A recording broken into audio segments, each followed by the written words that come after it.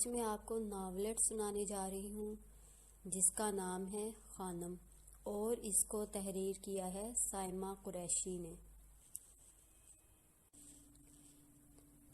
میں نے انتہائی بے دلی سے شیروانی کا اوپری بٹن کھولا، گہری سانس لے کر اپنے تنے ہوئے اعصاب کو بحال کیا، ہاتھ سے پیشانی کو مسل کر تیوریوں کو زائل کرنے کی بھی ایک کوشش کی، دل کو مسکرانے پر آمادہ کیا اور ہاتھ بڑھا کر دروازے کی نوب گھمائی اور کمرے کے اندر داخل ہو گیا۔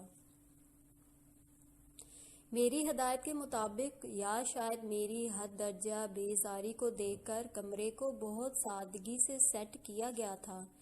اگر سامنے بستر پر وہ سرخ جوڑے میں موجود نہ ہوتی تو یہ کمرہ کسی بھی زاویے سے حجلہ عروسی نہیں لگ رہا ہوتا۔ میں نے ایک بیزار نگاہ سے اس کی طرف دیکھا، ارادہ اسے نظر انداز کر کے گزر جانے کا تھا، لیکن یکدم ایک مہک کا احساس ہوا، ایک جانی پہچانی خوشبو کا۔ میں نے چونک کر دلہن کی طرف دیکھا، گھونگھٹ نکالے بیٹھی دلہن کے ہاتھوں پر مہندی کی مہکار سے کمرہ معطر تھا۔ میں برق رفتاری سے آگے بڑھا، جوں جوں اس کی جانب بڑھ رہا تھا خوشبو کی شدت میں بھی اضافہ ہوتا جا رہا تھا۔ اس کے پاس پہنچا اور بنا اسے دیکھے ایک لفظ کہے بغیر اس کے ہاتھوں کو تھام لیا۔ یہ رنگ، یہ خوشبو، یہ ڈیزائن کیسے فراموش کر سکتا تھا؟ میں وارفتگی سے ان ہاتھوں کو دیکھے جا رہا تھا۔ تمہیں مجھ سے کتنی محبت ہے؟ میں نے اس سے پوچھا تھا۔ بولو نا۔ اس نے سر جھکا لیا تھا، گویا اقرار سے کترا رہی تھی۔ میں بضد ہوا۔ جب ہاتھوں پر آپ کے نام کی مہندی لگاؤں گی تب اس مہندی کا ڈیزائن اور رنگ بتائیں گے کہ مجھے آپ سے کتنی محبت ہے۔ شرمگین مسکراہٹ کے ساتھ اس نے کہا تھا۔ یہ کیا بے ایمانی ہے؟ میں نے اس کے جواب پر اسے خشمگین نظروں سے دیکھا تو اس کی ہنسی کی جت رنگ نے مجھے مسحور کر دیا۔ وہ ڈیزائن ایسا دلکش ہوگا، وہ رنگ اتنا دل نشیں ہوگا، وہ مہک ایسی انوکھی ہوگی کہ دیکھتے ہی آپ کو میری محبت کی گہرائی کا اندازہ ہوگا۔ اتنا کہہ کر اس نے آنچل میں چہرہ چھپا لیا تھا۔ میں مبہوت سا اس کو دیکھ کر رہ گیا۔ اب میں اس کے سامنے بستر پر دو زانوں بیٹھا تھا، اس کے دونوں ہاتھوں کو تھامے میں نے اس کی ہتھیلیوں پر آویزاں مہندی کو دیکھا۔ وہ ڈیزائن دلکش تھا، پہلے کبھی نہ دیکھا تھا۔ وہ رنگ دل نشین تھا، مہندی کے ایسے انوکھے رنگ سے میں نا آشنا تھا۔ وہ مہک انوکھی تھی، ایسی خوشبو سے آج سے پہلے میں انجان تھا۔ مجھے اس کی محبت کی شدت کا اندازہ ہونے لگا تھا۔ میں دیوانہ وار اس کے ہاتھوں پر لگی مہندی کی خوشبو کو اپنے اندر اتارنے لگا۔ برسوں سے یہ منظر دیکھ رہا ہوں۔ سورج کے ڈوب جانے سے آسمان کی وسعتوں میں عجب سا سکوت طاری ہو جاتا ہے، ویرانی، خاموشی اور اداسی۔ تھکے ہارے پرندے اپنے اپنے گھروں کو لوٹ رہے ہوتے ہیں، کچھ چہکتے ہوئے خوش اور سرمست۔ معلوم ہوتا ہے کہ دن بھر کی محنت نے انہیں کامیابی عطا کی ہے، اور کچھ کی پرواز میں ایک تھکان کا عنصر واضح ہوتا ہے۔ اتنی یاسیت کے باوجود شام کا یہ منظر میرے لیے تسکین کا باعث ہوتا، شام ایک عجیب سا سرور ہوتا۔ یہ وقت میرے لیے پسندیدہ ترین پہر تھا۔ دن بھر کی تھکان کے بعد شام کی چائے کا جو لطف آتا تھا وہ میں کھڑکی میں کھڑے ہو کر ڈوبتے سورج کی لالی کے ساتھ اٹھاتا جاتا۔ ایک لذت بھری شام اور میں سورج کے ڈوبتے ہی میں وہاں سے ہٹ جاتا۔ چائے کا مگ بھی خالی ہو چکا ہوتا اور میری تھکان بھی کسی حد تک کم ہو چکی ہوتی تھی۔ یوں ہی شب و روز گزر رہے تھے، یا میں شاید گزار رہا تھا۔ جب بزنس گھر کا ہو تو سب سے چھوٹے بیٹے کے لاڑ ہی الگ ہوتے ہیں، اور پھر اگر بیٹا ہونہار ہو تو لاڑ 4 گنا بڑھ بھی جاتے ہیں۔ لائق فائق طالب علم تھا، ماں باپ کا فرما بردار بھی تھا، کوئی بری لت بھی نہ تھی، تو ایسے میں من مانیوں کا موقع مل جاتا ہے۔ ان دنوں پڑھائی، گھومنے پھرنے اور موج مستی کے علاوہ میری کوئی سرگرمی نہ تھی، مجھ پر کوئی بظاہر ذمہ داری نہ تھی۔ مجھے سیاحت کا شوق تھا۔ نصابی سرگرمیوں کے علاوہ جب بھی وقت ملتا میں دنیا کھوجنے نکل جاتا۔ نئے نئے لوگوں سے ملنا، ان کی عادات و اطوار کو جاننا، ان کے رہن سہن کا موازنہ کرنا مجھ پر جیسے ایک جنون سوار ہوتا۔ بہت کم وقت ہوتا تھا جب میں گھر میں پایا جاتا۔ فیملی کو وقت دینا مجھے دنیا کا مشکل ترین کام لگتا تھا۔ پڑھائی ختم ہوتے ہی مجھ پر دنیا کی سیر کا بھوت سوار ہونے لگا۔ اب میں قریبی علاقوں کے بجائے دور دراز علاقوں میں جانے لگا تھا۔ اپنے ہی وطن کے شمالی علاقہ جات جیسے ناران، کھگان، کشمیر، جھیل سیف الملوک، سوات، گلگت، خون کو منجمد کرنے دینے والی سردی کے مزے لینا، اور دونوں ہاتھوں میں چائے کے بڑے سے مگ کو دبوچ کر کھڑکی کے سامنے کھڑے ہو کر شام کے منظر کا لطف لینا جیسے میرا محبوب مشغلہ تھا۔ میرے جنون کا آغاز اپنے ہی ملک سے ہوا تھا۔ ان دنوں میرا جنون بھی جوان تھا اور میرا خون بھی پرجوش۔ 6 مہینے کے دورے کے بعد میں گھر لوٹا تو ممی پاپا اور بہن بھائی سے ملا۔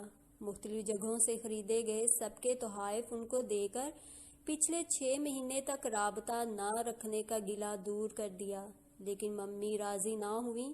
میں اچھا بھلا کسی چاقو چوبند گھوڑے جیسا تھا۔ جانے کیوں ممی کو میں کمزور لگا۔ کھانا نہیں کھاتے تھے کیا؟ ممی کی ممتا بھری آواز پر میں ہنس دیا۔ ممی بھلا کھائے بغیر بھی کوئی زندہ رہ سکتا ہے؟ میری ہنسی کو انہوں نے خفگی بری نگاہوں سے دیکھا تو میں نے ان کے گرد باہوں کو پھیلا کر لاڈ کیا۔ چل ہٹ پرے، ممی نے میرے بازوں کو دونوں ہاتھوں سے پکڑ کر کہا تو میں ہنسنے لگا۔ ممی کا انداز ان کے الفاظ کی 1% بھی عکاسی نہیں کر رہا تھا۔ میری ہنسی پر وہ بھی مسکرا دیں۔ جلدی گھر آ جایا کرو۔ ممی کی ممتا بھری التجا نے پل بھر کے لیے مجھے خاموش کر دیا۔ ممی ایسا کریں، میری شادی کروا دیں، گھر میں واپس آنے کے لیے کوئی اٹریکشن بھی تو ہونی چاہیے نا۔ میں اپنے ازلی شوخ و شنگ لہجے میں بولا۔ یعنی ماں باپ اور بہن بھائی میں تمہیں کوئی اٹریکشن نظر نہیں آتی؟ اسی لمحے نور کمرے میں داخل ہوئی۔ اخلاقی لحاظ سے تو ہمیں اس کا احترام کرنا چاہیے تھا کہ نور ہم چاروں میں سب سے بڑی تھی، لیکن اس کے لاکھ ٹوکنے شور مچانے پر کہ چھوٹے بہن بھائی اس کو آپی، باجی کہیں، آپ، جناب جیسے القاب سے مخاطب کریں، ہمارے کانوں پر جون تک نہ رینگتی تھی، اور ہم 50 لوگوں کے سامنے بھی دھڑلے سے اسے نور تم یہاں آؤ، نور تم ایسے کرو وغیرہ وغیرہ کہہ کر مخاطب کرتے تھے، اور اس کی قہر آلود نظروں کو نظر انداز کر کے اسے مزید تیش دلاتے، لیکن اثر کوئی نہ لیتے۔ ماں باپ اور بہن بھائیوں کی بات نہیں کر رہا ہوں۔ میں نے نور کی بات پر بھویں اچکا کر دیکھا تھا۔ تم زیادہ ہی آوارہ گردی کے شدائی نہیں ہوتے جا رہے ہو؟ میری بات کی وضاحت پر نور نے ہمیشہ کی طرح اپنا بڑا پن جھاڑا۔ یہی تو دن ہے گھومنے پھرنے کے، پھر کہاں ہم کہاں یہ فرصتیں۔ میں نے پھر شوخ لہجے میں کہا، خواہ کی فضول خرچیاں، خود کماؤ تو ایسے اڑاؤ نا۔ وہ ہمیشہ مجھے یوں سیر سپاٹوں سے روکے رکھتی تھی۔ اس کے خیال میں مجھے اب ذمہ داری اٹھا لینی چاہیے، اور وقتاً فوقتاً وہ ممی اور بابا کے کانوں میں بھی یہ بات ڈالا کرتی تھی۔ کما بھی لوں گا، ایسی بھی کیا جلدی ہے؟ میں نے اسے پھر چڑھایا۔ شکر ہے تم میری ساس نہیں ہو، نہیں تو جینا دوبر کر دیتی۔ اس کے گھرنے پر میں نے ناک بون چڑھا کر اسے کہا، دیکھا ممی آپ نے؟ وہ روحانسی انداز میں ممی سے شکایت کرنے لگی تو اپنے ہی الفاظ پر مجھے ہنسی آ گئی۔ ممی اس نوری کو اس کے والدین کو واپس کر دیں۔ اس کی روک ٹوک پر ہم تینوں ڈھیڑ بن کر کہتے تو نور کی آنکھوں میں آنسو آ جاتے، اور پھر بس وہ خطائیں بھی گنوائی جاتی جو ہم نے کبھی کی ہی نہیں ہوتی۔ لو حد ہو گئی ممی، بابا اب بڑی بہن کو ستیلی کہا جائے گا اور آپ دونوں خاموش رہیں گے۔ اس کے احتجاج بلند ہوتے تو ممی ہمیں ڈانٹ دیتی، لیکن جو بھی تھا نور میں ہماری جان تھی، ہماری بہت لاڈلی بہن، بہت پیاری، اور وہ بھی جانتی تھی کہ فرحان، اندلیب اور سمیع اس سے کتنا پیار کرتے ہیں۔ لیکن ایک بات جو بعض اوقات ہمارے لیے ناقابل قبول ہوتی تھی کہ ممی اور بابا اکثر فیصلوں میں ان کی مرضی کو بہت اہمیت دیتے تھے۔ فرحان نور سے چھوٹا تھا، پھر اندلیب اور پھر میں یعنی کہ سمیع۔ فرحان بابا کے ساتھ بزنس میں لگا تھا، میرے نام کا بزنس بھی سیٹ تھا، لیکن دیکھ بھال فرحان اور بابا کے ذمے تھی۔ اندلیب پڑھ رہی تھی اور میں بھی یونیورسٹی کا اسٹوڈنٹ تھا۔ نور نے اکنامکس میں ماسٹرز کیا تو اس کے لیے رشتے آنے شروع ہو گئے، تو ہمیں جیسے ایک بات مل گئی نور کو زچ کرنے کے لیے۔ جب تک اس کو تنگ کر کر کے رلا نہ دیتے چین نہ آتا، اور اس سب کا انجام ممی کی ڈانٹ پر ہوتا۔ جب چلی جاؤں گی نا تو لگ پتا جائے گا، بھرائی آواز میں نور ہمیں اپنی اہمیت کا احساس دلاتی تو ہم تینوں جو اس کو تنگ کرتے تھے یکدم اس کی ایموشنل بلیک میلنگ میں آ جاتے، معافیاں تلافیاں کر کے نور سے ہی کچھ کھانے کے لیے بنوا کر پھر اس کو تنگ کرنے لگتے تھے۔ میری یوں تو تینوں سے دوستی تھی، تینوں نے میرے لاڈ اٹھائے تھے، پھر بھی نور سے میری ایک خاص دوستی تھی۔ مجھے لگتا تھا سمیع کمال کو اگر کوئی جانتا ہے تو وہ نور ہی ہے۔ جہاں میں اس کو خوب تنگ کرتا تھا وہاں میں اس سے باتیں بھی شیئر کر لیا کرتا تھا، یونیورسٹی کی، فرینڈز کی، لڑکیوں کی۔ کبھی وہ اچھا مشورہ دیتی تو کبھی دھمکیاں۔ مشوروں پر تو عمل کرنے کی کوشش کرتا اور دھمکیوں کو ایک کان سے سن کر دوسرے سے نکال دیتا تھا۔ میں کوئی عاشق مزاج لڑکا نہ تھا، محبتوں وغیرہ کا اسیر تو تھا، خواب بھی اپنی طرف کھینچتے تھے، لیکن اس جھنجھٹ سے اپنے آپ کو دوری پر رکھا ہوا تھا۔ میرے خیال میں محبت فل ٹائم جاب ہوتی ہے جس کو مکمل دل جمعی اور پوری بھری جیب سے نبھانا پڑتا ہے۔ میرے جیسا لاؤبالی لڑکا قطعی اتنا سنجیدگی سے محبت کو نہیں نبھا سکتا تھا۔ میں تو محبت کو پارٹ ٹائم نبھانے کی بھی اہلیت نہیں رکھتا تھا۔ یہ چھوٹی موٹی کہانیاں بھی سمیع کمال کے بس کی بات نہ تھیں۔ اپنے آپ کو محبت کے معاملے میں نے نااہل قرار دے دیا تھا۔ یوں بھی مجھ پر میرے اپنے جنون مکمل طور پر حاوی تھے تو میں مزید کسی جنون کا بوجھ اٹھا نہ سکتا تھا۔ ویسے میں کوئی بورنگ لڑکا بھی نہ تھا، اپنے محدود حلقہ احباب میں مجھے اچھی خاصی اہمیت حاصل تھی۔ میں کافی ان اور ڈیمانڈنگ کریکٹر تھا، بس میرے جنون الگ تھے، میرے شوق دوسرے تھے۔ میری بزنس مینجمنٹ کی ڈگری بھی مکمل ہو چکی تھی، میرا ارادہ ورلڈ ٹور کا تھا، مجھے کسی قسم کی اجازت کی بھی ضرورت نہ تھی اور پیسوں کی بھی کمی نہ تھی۔ اس معاملے میں بہت خوش قسمت تھا۔ بابا اور ممی نے کبھی ایسی روک ٹوک نہ کی جو ہمیں بغاوت پر اکسانے لگتی، لیکن ان کا پیار اور لگاؤ ہمیں کہیں جانے نہ دیتا۔ ورلڈ ٹور کا پروگرام بناتے بناتے اچانک میں نے سوچا کہ اگلے 6 ماہ تک میں بابا کی مدد کروں گا، ممی کی شکایت دور کر دوں گا، نور اور اندلیب کو خوب تنگ کروں گا۔ میرے اس فیصلے سے سب سے زیادہ خوشی نور کو ہوئی تھی۔ کیوں نہ ہوتی، اس کی تو درینہ خواہش پوری ہو رہی تھی، اور پھر میں نے بھی تھوڑی سی چالاکی دکھا کر ساری بات اسی پر ڈال دی۔ سمیع کمال، تم اتنے فرما بردار ہو تو نہیں، پھر یہ اچانک کی تبدیلی؟ نور نے تشویشناک نگاہوں کو مجھ پر مرکوز کیا۔ میں نے سوچا تم بڑی ہو تو یقیناً ٹھیک ہی کہہ رہی ہوگی، تمہاری بات مان کر دیکھ لیا جائے، کیا پتہ فائدہ ہو ہی جائے۔ اپنے الڑ انداز سے اس کو زچ کرنا مجھے بہت بھاتا تھا۔ سمیع کمال تم بہت اچھے ہو۔ وہ کچھ کہتے کہتے رکی تو میں نے اس کا جملہ مکمل کیا، جس پر وہ پیر پٹکتی ممی کے پاس جا کھڑی ہوتی۔ میں نے بابا اور فرحان کے ساتھ آفس جانا شروع کر دیا تھا۔ چند ہی دنوں میں مجھے اندازہ ہونے لگا تھا کہ ذمہ داریاں نبھانا واقعی دنیا کا مشکل ترین کام ہے۔ اس وقت اگر کوئی میرا حوصلہ بڑھا رہا تھا تو وہ میری بہنیں ہی تھیں۔ ان کے لاڑ پیار پر میں نے اب ان دونوں کو تنگ کرنے کا ارادہ ترک کرنے کا سوچ لیا تھا۔ ابھی میں آفس کے وقت کی پابندی پر مکمل طور پر پابند نہ ہوا تھا کہ اس روز شام کی چائے پر جب ہم سب ساتھ تھے تو ممی نے اعلان کر دیا کہ نور کا رشتہ طے کر دیا ہے۔ میں نے یکدم نور کو دیکھا، اس کی نظریں جھکی ہوئی، چہرے پر شرم و حیا کے رنگوں کا حسین امتزاج اس لمحے میری بہت پیاری نور کو بہت دلکش بنا رہا تھا۔ سمیع کمال کیا سانپ سونگھ گیا ہے؟ اندلیب نے میرے کھوئے ہوئے انداز پر ہنس کر کہا۔ مجھے کسی نے بتایا کیوں نہیں؟ نہ کسی نے مشورہ لیا؟ مانا میں سب سے چھوٹا ہوں لیکن کمال ہاؤس کا فرد تو ہوں نا، اور اب تو میں نے بھی بزنس سنبھالا ہوا ہے۔ نہ جانے کیوں مجھے غصہ آنے لگا تھا۔ دراصل یہ غصہ نہیں، نور کی رخصتی کا منظر یکدم ہی میری آنکھوں کے آگے لہرانے لگا تھا۔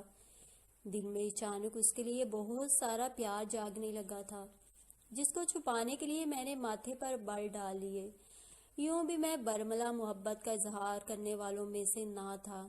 میرے لیے سب بہت خاص تھے اور میں جانتا تھا کہ سب یہ بات جانتے ہیں، پھر میں کیوں خواہ جتایا کروں۔ مجھے اعتراض نور کا رشتہ طے ہونے پر نہیں، مجھے لا علم رکھنے پر تھا۔ آخر میں بھی تو نور کا بھائی تھا، بے شک چھوٹا تھا، بے شک اتنا ذمہ دار نہ تھا۔ کیا تھا جو اس سے لڑائی کرتا تھا؟ گھر والوں کو مجھے میرے حق سے محروم نہیں کرنا چاہیے تھا۔ اپنے تاثرات چھپانے کے چکر میں بہت سی منفی سوچیں مجھ پر حاوی ہونے لگی تھیں۔ میری اس شکایت پر سب نے حیرانی سے مجھے دیکھا، لیکن میں نے محسوس کیا کہ نور میری اس شکایت پر مسکرانے لگی تھی۔ اگلے لمحے میں نے وہاں سے واک آؤٹ کر کے سب کو مزید حیران کر دیا۔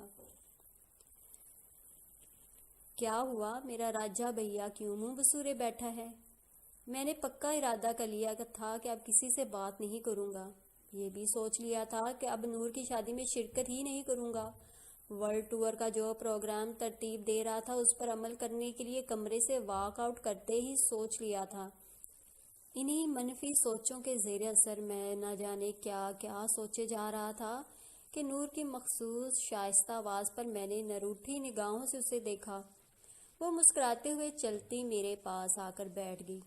میں نے بھی کسی بچے کی طرح مزید منہ لٹکا کر پہلو بدل کر رخ موڑ لیا۔ تم کیا سمجھتے ہو میں ایسے ہی تم سے مشورہ کیے بنا شادی کے لیے راضی ہو جاؤں گی؟ نور نے میرے بالوں کو منتشر کرتے ہوئے ملائمت سے پوچھا۔ میں نے شکایت بھری نگاہوں سے اسے دیکھا لیکن بولا کچھ نہیں۔ ممی نے صرف ایک بات کی ہے، ابھی کچھ فائنل نہیں ہوا۔ وہ میری نگاہوں کا مفہوم سمجھ کر وضاحت دینے لگی تھی، لیکن اس کی نگاہیں یکدم ہی جھکی تھیں۔ لاکھ پورے اعتماد سہی ہزاروں بار کہا کہ میں بڑی ہوں، لیکن میرے سامنے اپنی شادی کی بات کرنے پر نور کا شرم سے گلنار چہرے نے میرا سر فخر سے بلند کیا تھا۔ تم صحیح کہہ رہی ہو نا؟ میں جانتا تھا وہ اس وقت صرف مجھے بہلا رہی ہے، میرے اعتراض پر مجھے راضی کر رہی ہے، جبکہ حقیقت یہی تھی کہ اس کے اور عمار بھائی کے رشتے پر سب متفق تھے۔ اس نے اس بات میں سر ہلایا تو میں نے بھی ایک بے ضرورت سی ضد چھوڑ دی اور اگلے پل واپس اپنی ڈھیٹ جون میں لوٹ آیا اور نور کو تنگ کرنے لگا۔ میری پیاری بہنا بنے گی دلہنیا، سج کے آ گئے دولہے راجا۔ میں باقاعدہ بنگڑا ڈالتے نور کے ارد گرد گھومنے لگا۔ میرے گانوں کی آواز سن کر اندلیب اور فرحان بھی آ گئے تھے، اور پھر جو دھمال مچی کہ آخر میں ممی اور بابا نے ہم سب کی بینڈ بجا دی۔ ان دنوں میرے شب و روز ایک مخصوص ڈگر پر نہایت سبک رفتاری سے گزر رہے تھے۔ زندگی میں کوئی ہلچل نہ تھی۔ اپنے شوق بھی میں پسے پشت ڈال کر آفس اور گھریلو زندگی گزارنے لگا تھا۔ مجھ جیسا لاؤبالی ہمہ وقت ہنگاموں کا شیدائی لڑکا ان دنوں ایک ٹپیکل روٹین میں گھرا شدید قسم کی بوریت کا شکار ہو رہا تھا۔ طبیعت میں ایک ٹھہراؤ سا آ گیا تھا۔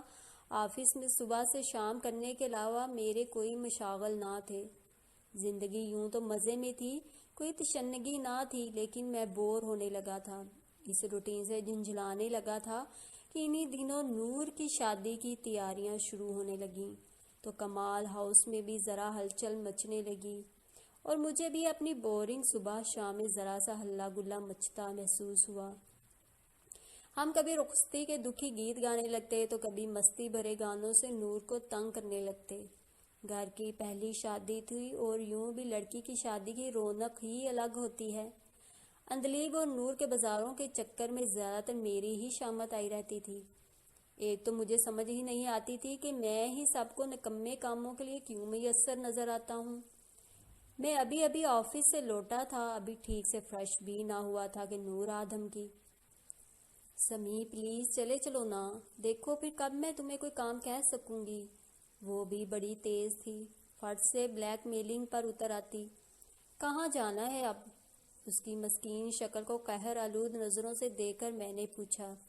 سمی وہ دراصل دیکھو میں پارکنگ میں گاڑی روکوں گا اور کوئی بیگ بھی نہیں اٹھاؤں گا۔ اندلیب کچھ بولنے ہی والی تھی کہ میں نے پہلے ہی وارننگ دے دی۔ ہفتے بھر سے شاپنگ کے دوران اپنی درگت بنتے دیکھ چکا تھا، اس لیے پہلے سے طے کرنے لگا تھا۔ ہم شاپنگ کرنے نہیں جا رہے سمی کمال۔ نور میرا پورا نام تبھی بلاتی تھی جب اسے میری کوئی بات بری لگتی تھی، اور اکثر وہ میرا پورا نام ہی بلا رہی ہوتی تھی، اس لیے مجھے اب حیرت نہیں ہوتی تھی۔ تو کہاں جانا ہے؟ میری حیرت بجا تھی۔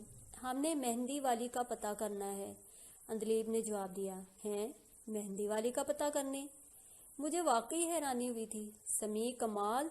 نور نے دانت پیس کر میرے حیرت زدہ چہرے کو دیکھا۔ سمی کمال تم اتنے نا سمجھ لگتے تو نہیں؟ نور نے چادر کو اچھی طرح اوڑھ کر طنزیہ کہا۔ اس میں نا سمجھی والی کیا بات ہے؟ مہندی والی کا کہاں سے پتہ کرنا ہے، وہی تو پوچھا ہے، میں نے ناگواری سے کہا۔ ڈفر انسان، نور کو شادی پر جو مہندی لگائے گی اس کی طرف جانا ہے، اندلیب نے بھی نگاہیں مجھ پر مرکوز کر کے بتایا۔ تو پتہ کرنے کی کیا بات ہے، جس پارلر سے تیار ہوگی وہیں سے مہندی بھی لگوا لینا، میں نے ضد چھو کر کہا۔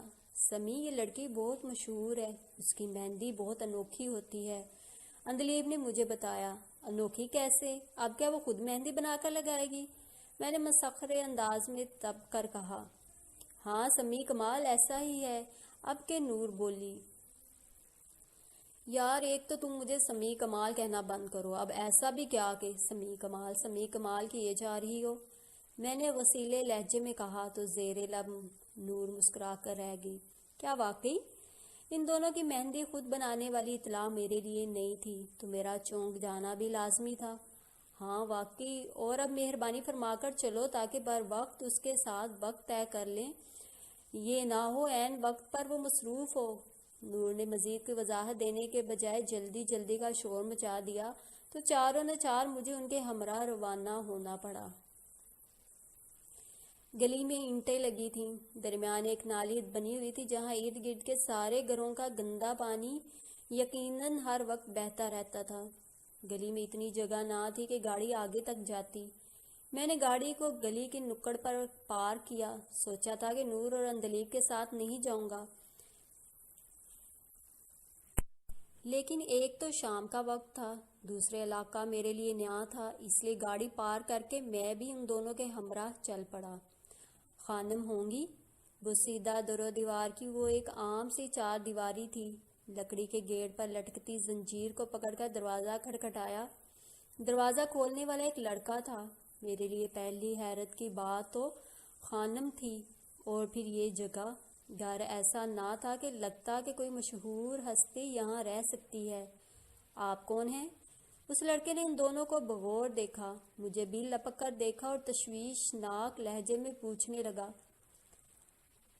خانم کو بلا دیں، ہم نے ان سے بات کرنی ہے، نور نے ذرا روبدار آواز میں کہا تو وہ لڑکا بنا کچھ کہے اندر چلا گیا۔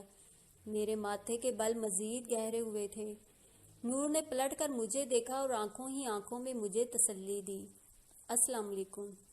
میں رخ موڑے کھڑا تھا کہ ایک اجنبی نسوانی آواز پر یک دم پلٹا۔ وعلیکم السلام، نور نے جواب دیا جبکہ اندلیب نے فقط سر ہلایا تھا۔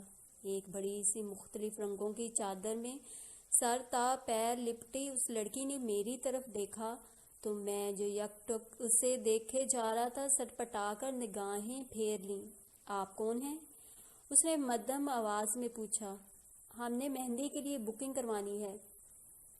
اندلیب نے اگلے لمحے اپنے آنے کا مقصد بیان کیا۔ کیا آپ ہی خانم ہیں؟ نور یقیناً اس کی صورت سے انجان تھی۔ اس نے اس بات میں سر ہلایا تو میں نے دیکھا دھان پان سی لڑکی اور اتنا بھاری برکم نام، اور اس سے بھی زیادہ حیران کن بات کہ وہ مشہور بھی تھی، جبکہ حلیے سے وہ نہایت عام سے بھی عام لگ رہی تھی۔ شادی کب ہے؟ وہ بہت مختصر سی بات کر رہی تھی۔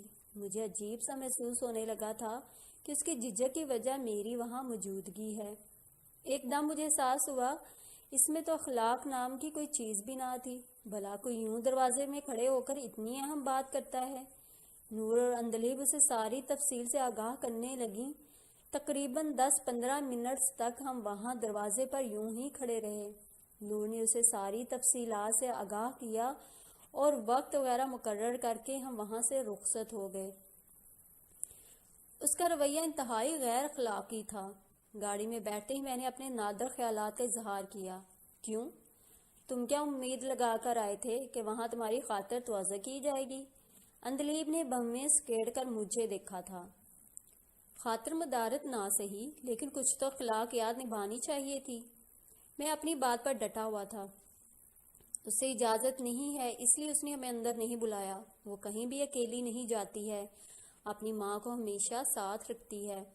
نور نے میری بات کا جواب دیا تو میں نے چبھتی نظروں سے اسے دیکھا۔ پہلی نظر میں ہی رائے نہیں قائم کر لینی چاہیے، دوسروں کے حالات کو بھی سمجھنے کی کوشش کرنی چاہیے۔ نور نے ہمیشہ کی طرح فلسفہ جھاڑا تو میں نے اب خاموش ہو جانے میں ہی عافیت جانی۔ اور ہاں سمیع خانم کو پک اینڈ ڈراپ ہم نے کرنا ہے تو چند دن تک تمہیں اور اندلیب کو آنا پڑے گا۔ میں گاڑی چلا رہا تھا کہ نور کے نئے حکم پر میں بلبلا کر رہ گیا، لیکن انکار نہ کر سکا۔ اچھا۔ فرما برداری کی انتہا پر نور نے اچٹتی نگاہوں سے دیکھا، لیکن میں سپار تاثرات کے ساتھ ڈرائیونگ کرتا رہا۔ بہرحال ہم وہاں سے روانہ ہو کر گھر آ چکے تھے۔ اندلیب اور نور اپنے اپنے کاموں میں مصروف ہونے لگی تھیں تو میں بھی اپنی روٹین میں مصروف ہونے لگا۔ میں نے یہ بھی سوچ رکھا تھا کہ نور کی شادی سے فارغ ہوتے ہی کچھ عرصے تک کے لیے آفس سے چھٹی لے کر اپنے ادھورے جنون کو پورا کروں گا۔ آج کل ویسے بھی دن بے حد مصروف تھے۔ آفس میں چند تبدیلیوں کے باعث دن بھر سر کھجانے کی بھی فرصت نہ ہوتی تھی، اور پھر نور کی شادی کے دن بھی قریب آ رہے تھے۔ اس روز میں دوپہر کو گھر آ گیا تھا۔ بہت دنوں سے مکمل آرام میسر نہ ہوا تھا۔ 1-2 دن میں نور کی شادی کی تقریبات بھی شروع ہونے والی تھیں۔ میں کچھ دیر سکون سے سونا چاہتا تھا تو اپنے کمرے میں لیٹ گیا۔ میری شروع سے عادت تھی میں سونے سے پہلے کمرے کا دروازہ کبھی لاک نہیں کرتا تھا۔ کہیں بھی ہوتا میرے کمرے کا دروازہ کھلا ہی ہوتا۔ عجیب سا ایک واہمات تھا کہ ایسے ہی سوئے ہوئے اچانک میری موت ہو گئی تو اگر دروازہ بند ہوا تو کسی کو پتہ ہی نہیں چلے گا۔ لیٹتے ہی مجھ پر غنودگی طاری ہونے لگی، جو اس بات کی غماز تھی کہ تھکان اپنی آخری حدوں کو چھو رہی ہے۔ میری آنکھیں بند تھی، لیکن نہ جانے کیوں ذہن میں ایک ہلچل سی مچنے لگی تھی۔ لاشعور میں کچھ تھا جو ذہن کو جگائے رکھے ہوئے تھا۔ میں نے ذہن کو تھپکی دے کر سلانا چاہا۔ بمشکل آدھا گھنٹہ گزرا ہوگا کہ چند کھنکتی چوڑیوں کی چھٹکار نے سوئے ہوئے ذہن کو پھر سے بیدار کر دیا۔ آپ ادھر ہی رکیں، میں کمرے میں دیکھ کر آتی ہوں۔ یہ آواز اندلیب کی تھی۔ میں نے گہری سانس لی اور پھر سونے لگا۔ تھوڑی دیر گزری ہوگی کہ عجیب سی خوشبو نے پھر مجھے جگا دیا۔ اندلیب اور نور کی مدھم آوازیں جو میرے کمرے کے کھلے دروازے کی بدولت مجھ تک پہنچ رہی تھیں۔ یوں کہنا غلط نہ ہوگا کہ ان کی مدھم باتوں اور ہنسی نے مجھے ڈسٹرب کر دیا، اور میں حیران بھی تھا کہ یہ مہک کیسی ہے۔ میں نے تکیے سے چہرے کو ڈانپ کر پھر سونے کی کوشش کی، لیکن وہ خوشبو اتنی تیز تھی کہ تکیے سے بھی میری ناک تک پہنچ رہی تھی۔ میں نے جھنجھلا کر تکیے کو دور پھینکا اور اٹھ کر باہر نکلا۔ پاؤں میں سلیپرز پہن کر پیر گھسیٹا باہر نکلا اور بنا سوچے جارحانہ انداز سے ساتھ والے کمرے میں جہاں اندلیب اور نور تھیں داخل ہو گیا۔ کچھ خدا کا خوف ہے کہ نہیں؟ جانتی بھی ہو کہ میں سو رہا ہوں، پھر بھی بک بک کیے جا رہی ہے، اور ایسی کیا خوشی ملی کہ ہنسی ہی نہیں رک رہی ہے؟ خلاف معمول میں انتہائی بدمزاجی سے انہیں تنبیہ کرنے لگا تھا۔ سمیع کمال حسب معمول نور کی آواز آئی، اخلاقیات کہاں رکھ کے آئے ہو؟ وہ کہرآلو نگاہیں مجھ پر مرکوز کیے پوچھنے لگی۔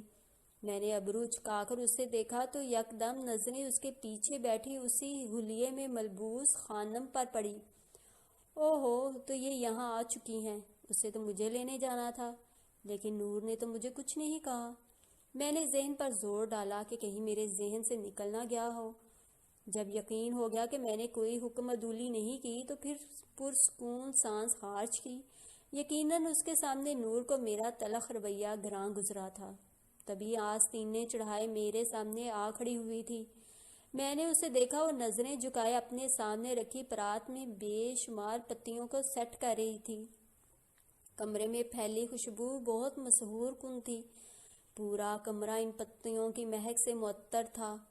ایک طرف کرسی پر بیٹھی عورت یقیناً اس کی ماں ہوگی۔ میں نے سوالیہ نظروں سے نور کو دیکھا جو مجھے یوں اسے گھورنے پر آگ بگولا ہوئے جا رہی تھی۔ یہ گھاس کھاتی ہے کیا؟ مجھے شرارت سوجی۔ سمیع کمال، نور دانت پیس کر بولی، یہ مہندی کے پتے ہیں۔ خانم کی یہی خصوصیت ہے کہ یہ مہندی خود بنا کر لگاتی ہے۔ نور نے اس کے سامنے رکھے ہوئے پتوں کی حقیقت بتائی تو میں جو خود مہندی بنا کر لگاتی ہے کو محض ایک افواہ سمجھ رہا تھا، یقیناً حیران رہ گیا۔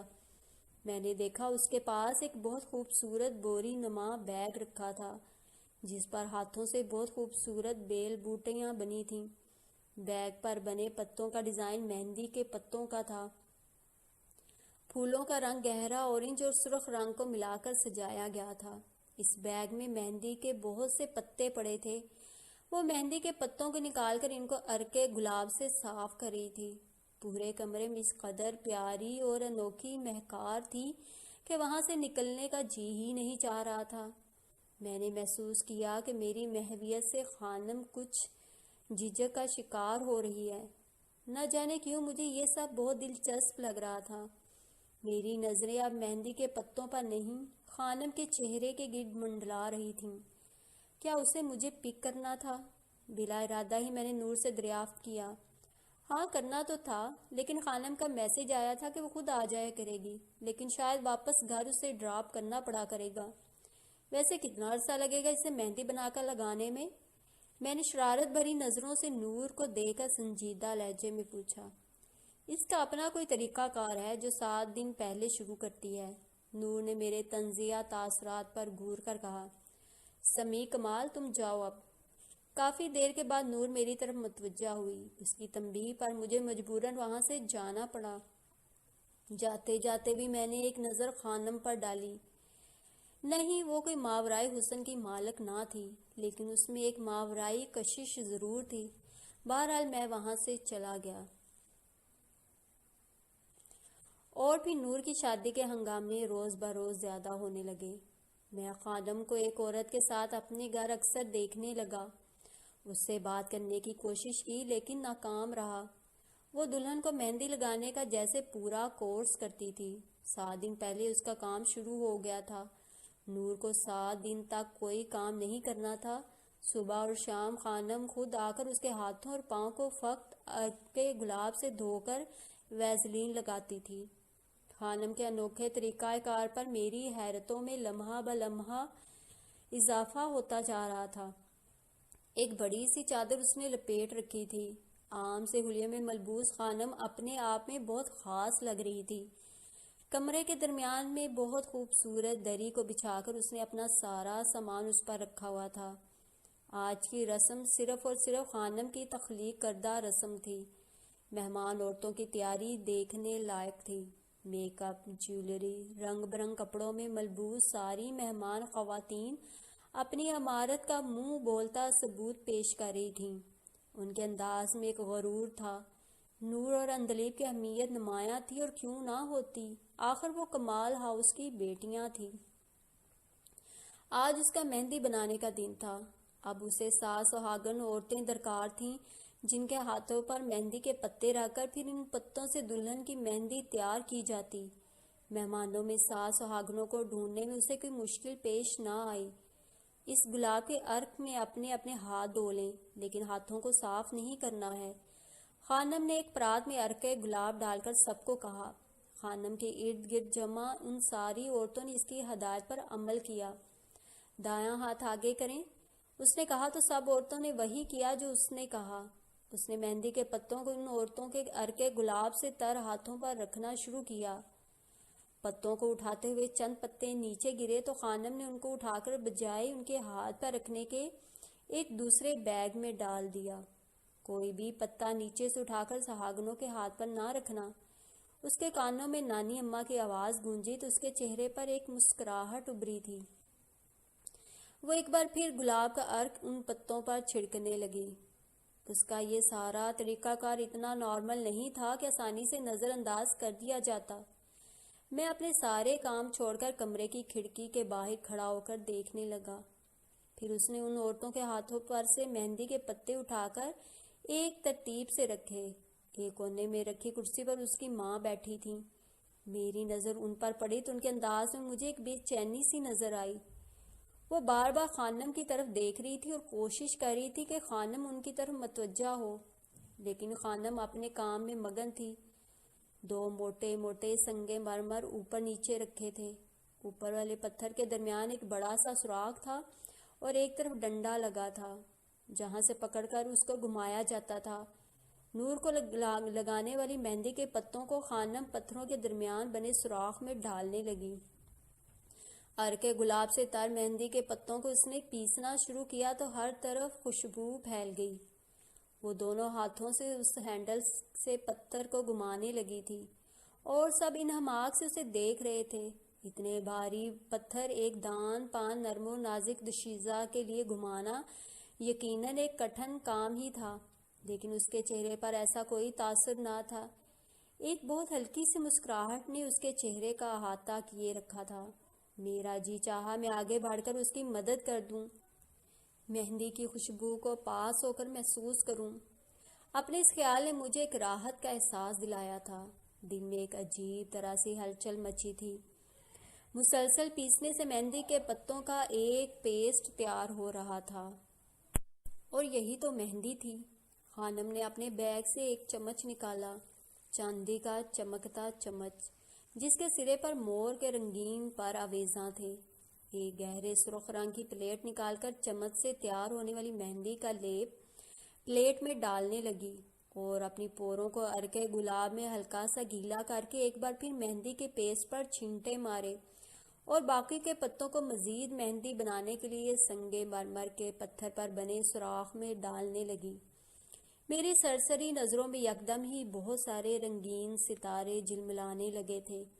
میری نگاہیں اس پر تھیں۔ خانم نے ماں کو دیکھا تو ماں نے اشارے سے اسے پاس بلایا تو وہ آدھے پیسے مہندی کے پتوں کو وہیں چھوڑ کر اٹھ کر ماں کے پاس گئی۔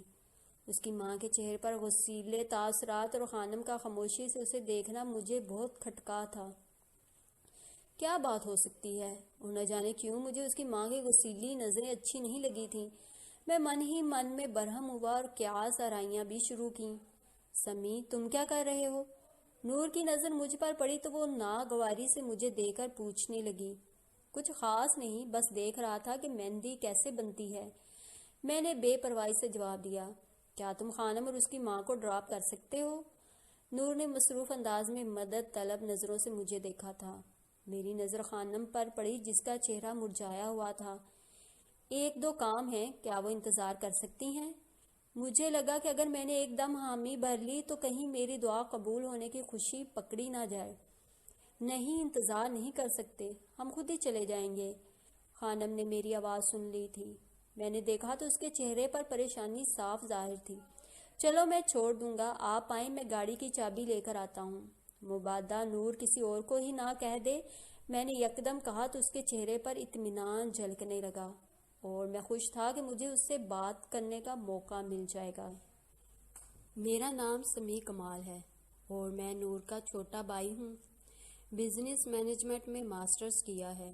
مجھے گھومنے پھرنے کا بہت شوق ہے، نت نئی چیزوں کے بارے میں جاننے کا شوق ہے اور آج کل مہندی میں دلچسپی ہو رہی ہے۔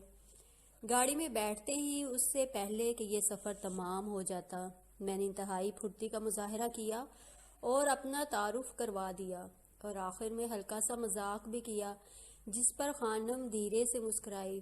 میرا جی چاہا کہہ دوں اور مہندی لگانے والی میں بھی دلچسپی ہو رہی ہے، لیکن یہ مذاق نہیں تھا، اس لیے محض سوچ کر ہی رہ گیا۔ مہندی سے عشق مجھے وراثت میں ملا ہے۔ میرے گھر میں مہندی کا پودا میری محبت ہے۔ میں ابھی لفظوں کو جوڑ ہی رہا تھا کہ خانم بولی۔ شاید وہ جان گئی تھی کہ میں اس کے ایسے مہندی لگانے کے بارے میں جاننا چاہتا ہوں۔ ایک انوکھا عشق اور لاجواب محبت، میں نے بے اختیار سراہا۔ گاڑی کی پچھلی سیٹ پر وہ اس انداز سے بیٹھی تھی کہ بیک ویو مرر میں اس کا عکس مجھے نظر نہیں آ رہا تھا۔ اس کی کلائی کی چند چوڑیوں کی کھنک سے مجھے محسوس ہوا تھا کہ اسے یہ الفاظ اچھے لگے ہیں۔ میری نانی اماں مہندی لگایا کرتی تھیں، یہ خالص مہندی ہے۔ مجھے محسوس ہوا اس نے اپنی پوروں پر مہندی کے رنگ کو دیکھ کر مجھے مہندی سے جڑی محبت کے بارے میں بتایا۔ گھر میں لگا پودا میری نانی اماں کا ہے، ان کی محبت کی نشانی۔ وہ آستگی سے ہنسی تھی۔ مہندی سنت ہے، ہمارے رسول صلی اللہ علیہ وآلہ وسلم نے مہندی کو پسند فرمایا ہے۔ مہندی عورت کا گہنا ہے، عورت کی پہچان ہے۔ خانم کے لہجے میں مہندی سے عشق کی جھلک نمایاں تھی۔ آپ کی ساری کارروائی، میرا مطلب ہے مہندی بنانے کے عمل میں 7 کا ہندسہ کثرت سے گنا جا رہا تھا۔ ایسا کیوں؟ کافی دیر سے مچلتے سوال کو بالآخر میں نے پوچھ ہی لیا تھا۔ 3، 5، 7، 9، 11 طاق ہندسے اچھے شگون کی علامت ہیں، مسکراتے لہجے میں اس نے بتایا۔ تو 7 کا ہندسہ ہی کیوں؟ میں کسی بھی طرح اسے باتیں کرتے رہنا چاہتا تھا۔ دلہن کے سنگار میں مہندی کی بہت اہمیت ہے۔ مہندی کے بغیر دلہن بہت پھیکی لگتی ہے۔ اس پھیکے پن کو دور کرنے میں شادی بیاہ کے شغل میں بہت زیادہ دیر لگ جائے تو لوگ تنگ پڑ جاتے ہیں۔ سب جلدی جلدی ہو جائے تو بھی بہت افراتفری مچی رہتی کہ کوئی لطف نہیں لے سکتا۔ 7 ایسا نمبر ہے جو ہر لحاظ سے قابل قبول ہے۔ اور نانی اماں نے کہا تھا مہندی لگانے میں بہت افراتفری نہ مچانا، نہ اتنی دیر لگانا کہ مہندی ہی سوکھ جائے۔ وہ دھیرے سے ہنسی تھی۔ دلہن کی مہندی محبت سے لگا کر اس کی زندگی میں رنگ بھرنا، اسے خوشی دینا، بس یہی میری زندگی کا مقصد ہے۔ مسکراتے اور کچھ پرجوش لہجے میں خانم نے مجھے بتایا تو حقیقتاً اس سے یہ ساری تفصیل سننا مجھے اچھا لگا تھا۔ میں نے اس بات میں سر ہلایا۔ مجھے میرا کام عشق کی حد تک پسند ہے۔ میرے کچھ بھی کہنے سے پہلے ہی اس نے مزید بتایا، اور اس کے انداز، جنونی طریقہ کار، ان حماق سے صاف ظاہر ہو رہا تھا کہ اس کا عشق سچا ہے۔